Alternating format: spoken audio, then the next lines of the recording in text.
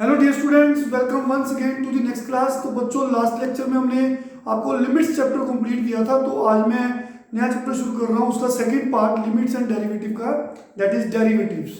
तो देखेंगे we have derivatives. तो बच्चों, वैसे तो ये +2 का चैप्टर है, +2 में काफ़ी डिटेल में है, लेकिन हमें इंट्रोडक्शन पार्ट और कुछ बेसिक चीज़ें इसमें सीखनी है +1 क्लास में। तो डेरिवेटिव सबसे पहले जानेंगे कि डेरिवेटिव होता क्या है, देखेंगे। तो y हम जानते हैं फंक्शन ऑफ x होता है। fx मींस x की टर्म्स कुछ भी हो सकती है, sin x हो सकता है fx में, cos x हो सकता है fx में, x हो सकता है x + 1 हो सकता है, e की पावर x हो सकता है, कुछ भी हो सकता है। तो y ये fx है, fx को हम y से डिनोट करते हैं। तो fx कुछ भी हो सकता है। तो y is a function of x। तो बच्चों, बेसिकली पहले हम जानेंगे कि डेरिवेटिव का मीनिंग क्या है, फिर उसका ज्योमेट्रिकल मीनिंग सीखेंगे, और हमें क्वेश्चंस में कैसे अप्लाई करना है, सोल्व कैसे करना है, तो वो सीखेंगे। देखिए, y is a function of x। The derivative of y, इसे कैसे बोलते हैं, derivative of y with respect to x is denoted by dy by dx और f dash x। तो derivative of y with respect to x is denoted by dy by dx और simply f dash x। अगर y fx है तो उसका derivative of y ऐसे बोलना है, डेरिवेटिव ऑफ y, dy मतलब derivative of y over dx मतलब with respect to x। What it means, इसको बोलते हैं derivative of y with respect to x, it is denoted by this, and it means, इसे क्या कहते हैं, the rate of change of y with respect to x। The rate of change of y dy, d stands for change, change in y, dx mean d मतलब change with respect to change in x। x के change होने के साथ y किस rate से change हो रहा है, that is a derivative. The derivative of y with respect to x, पहले हमने जाना कि derivative of y with respect to x denote कैसे होता है, dy ओवर dx।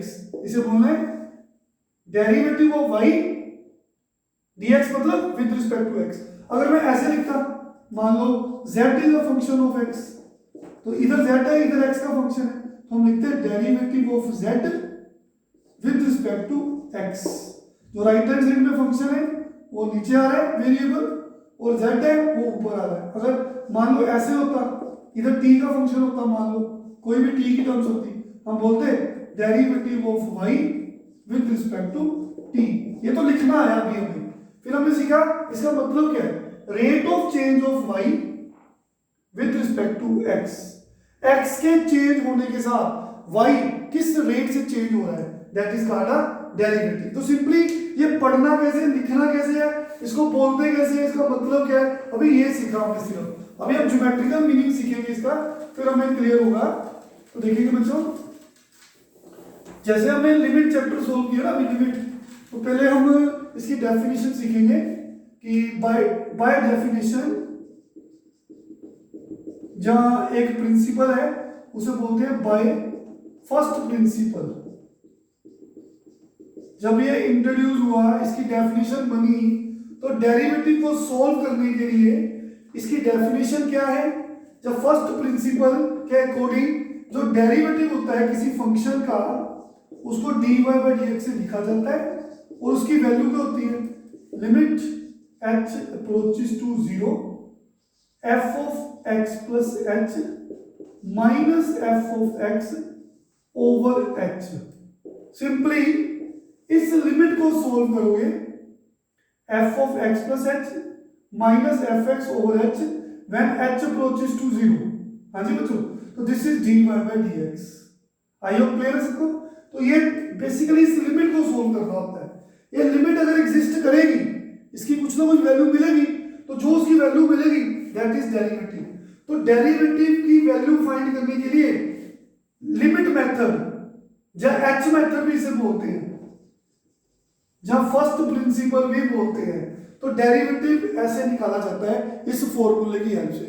वो बोले किसी फंक्शन का डेरिवेटिव निकालो यूजिंग फर्स्ट प्रिंसिपल, तो आपने बोला है it is equal to limit H approaches to 0 F X plus H minus F X over H. I hope clear सबको।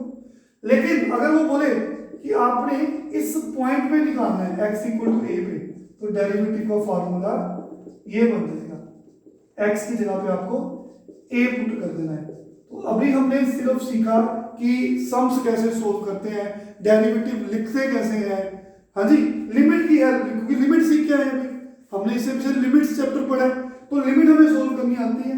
तो डेरिवेटिव किसी फंक्शन का क्या होता है, F of x plus H minus F X over H होता है। Fine. तो बच्चों इस लिमिट को सोल्व करो, अगर इसकी वैल्यू एग्जिस्ट कर रही है, मिल रही है, तो that is derivative of function. वो हर एक एक्स के लिए है, लेकिन अगर किसी पर्टिकुलर पॉइंट पे निकालना है तो उसके लिए एक्स को ए पुट कर दो। ये तो समझ आ गया। तो ये बेसिकली बना कैसे, याद तो हो गया, ठीक है। इसका ज्योमेट्रिकल मीनिंग समझेंगे, ये बना कैसे फॉर्मूला, ज्योमेट्रिकल इंटरप्रिटेशन बोलो, ज्योमेट्रिकल इंटरप्रिटेशन या मीनिंग। तो देखो बच्चों, सपोज कर लो कोई फंक्शन है y equal to F X. सिर्फ ये इंट्रोडक्शन है, ये सिर्फ समझने वाली चीजें है, प्लस 2 में फर्दर ये फिर से पढ़नी होती है, लेकिन क्वेश्चन जो करने हैं बड़े आराम से समझ आते हैं, लेकिन मीनिंग समझना थोड़ा सा ध्यान से करना पड़ेगा। मान लो कोई फंक्शन है F X Y equals to F X, F X कुछ भी हो सकता है, यहाँ पे एफ एक्स की कोई भी टर्म्स हो सकती है, तो y equal to F X है।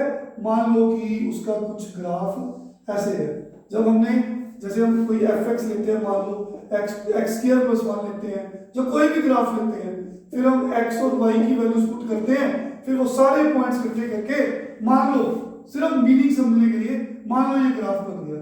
तो ग्राफ क्या है, सेट ऑफ पॉइंट्स, सारे पॉइंट्स ज्वाइन कर दो, ग्राफ बन जाता है y। ठीक है बच्चों, तो ये सारे पॉइंट्स हैं, मान लो उसके ऊपर एक पॉइंट ए है, मान लो उसके पॉइंट एक बी है।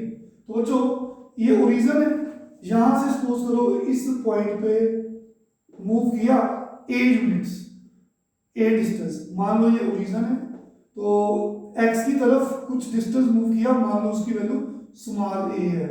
बच्चों ये स्मॉल है, तो इसके कोऑर्डिनेट्स कितने आ गए, a,0। तो यहां से इसको ज्वाइन कर दिया, तो ये y कोऑर्डिनेट हो गया।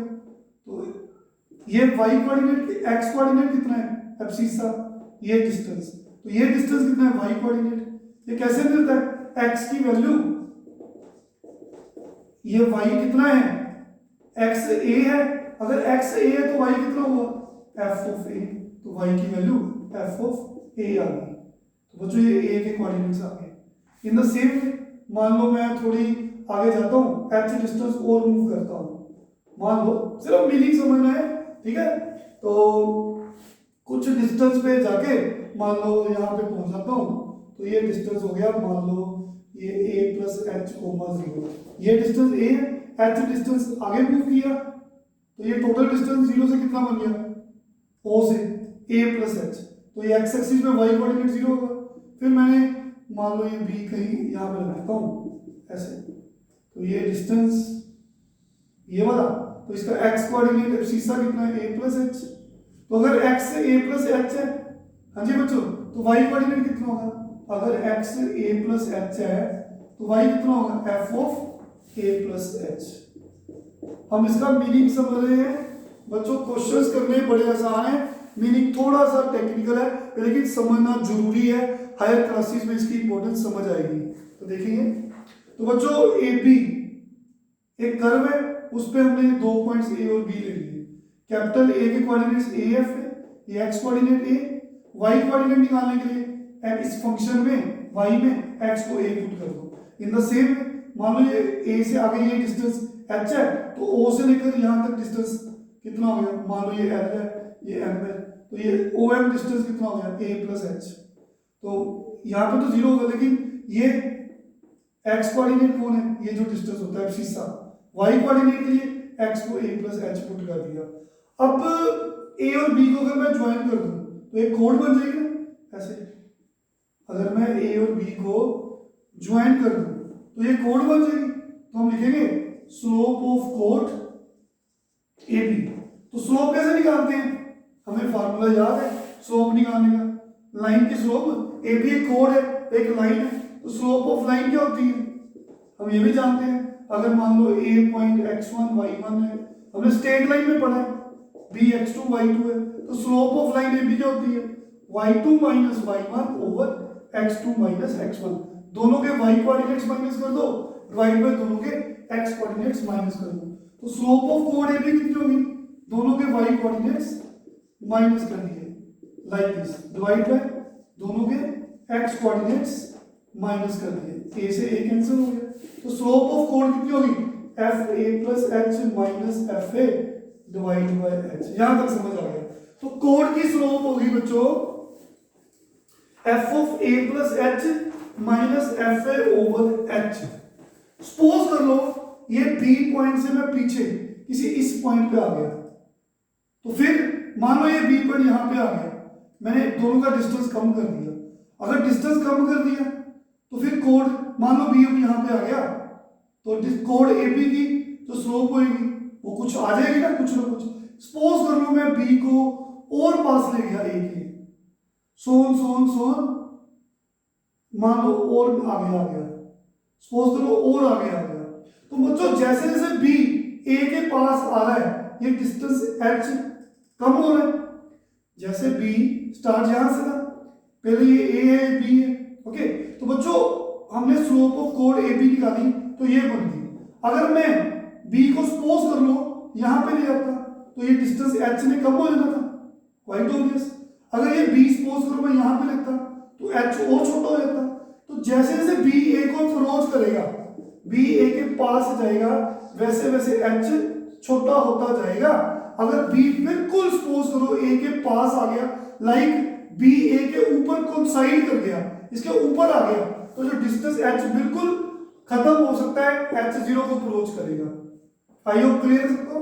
तो बी को मैं ए के पास लेके जा रहा हूं, अप्रोच करवा रहा हूं, तो जैसे ही बी ए के बिल्कुल नियर आ जाएगा, ऑलमोस्ट ए के ऊपर कोइंसाइड करेगा, उस टाइम ये डिस्टेंस खत्म हो जाएगा, एच जीरो को अप्रोच करेगा। तो आप नोट करोगे पहले ये ऐसे तक कर लो, तो अगर मैं डिस्टेंस छोटा कर रहा हूं कब ऐसे बन रहा है, तो बी ए के बिल्कुल साथ में आ गया। तो उस केस में जो कोड ए बी होगी वो कोड कुछ ऐसे नजर आएगी।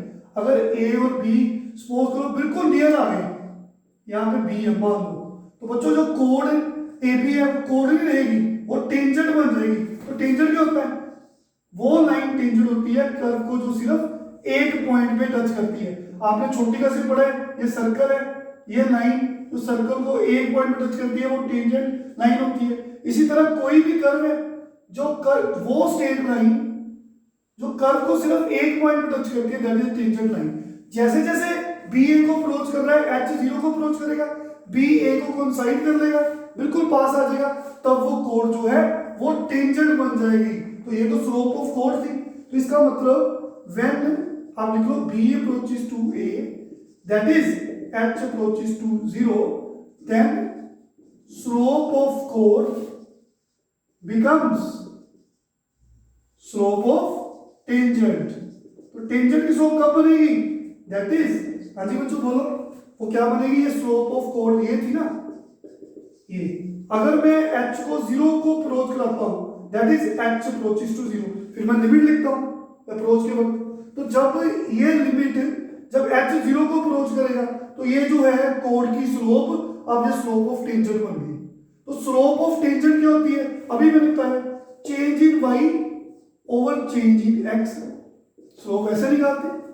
अगर स्लोप की बात करें तो y2 minus y1 over x2 minus x1, तो y2 माइनस y1 का मतलब क्या है, चेंज इन y। तो x2 माइनस x1 का मतलब क्या है, चेंज इन x।